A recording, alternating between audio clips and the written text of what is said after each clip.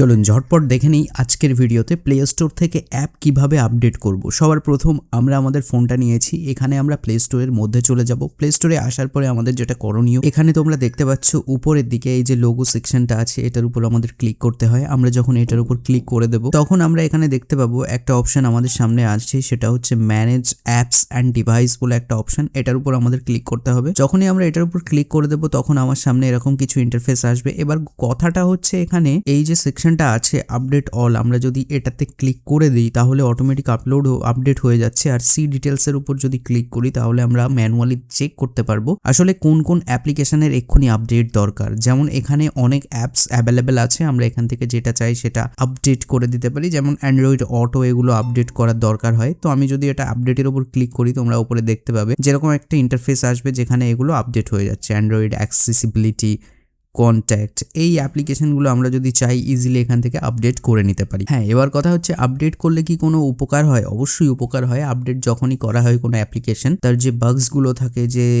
Security প্যাচগুলো থাকে বা অন্যান্য যেসব সমস্যা অ্যাপের মধ্যে থাকে সেগুলো ঠিক হয়ে যায়। অবশ্যই অ্যাপকে আপডেট করা দরকার, আর শুধু অ্যাপ নয় ফোনকেও আপডেট রাখা দরকার। ফোন আপডেট করার জন্য তোমরা সেটিংসে চলে যাবে, এখানে আসার পর নিচে আসবে অ্যাবাউট ডিভাইস পেয়ে যাবে। এই যে সেকশনটা, এখানে তোমরা এই কালার ওয়েস তোমাদের যদি এমন থাকে এর উপর ক্লিক করবে। এবার এখানে ক্লিক করার পরে চেকিং আপডেট কিছু এরকম দেখাবে। এখান থেকে তোমার অ্যাডিশনাল ভার্সন এরকম কিছু থাকবে, আপডেট থাকবে, ইনস্টল থাকবে। তো সেগুলো তোমরা করে নিতে পারো। সেগুলো করে নিলে তোমাদের এখান থেকে আপডেটগুলো হয়ে যাবে। বেটা প্রোগ্রামের মধ্যে অনেক সময় নতুন নতুন বেটা ভার্সন আসে, সেগুলোও টেস্ট করে দেখতে পারো, তোমাদের কাজে লাগবে সেগুলো।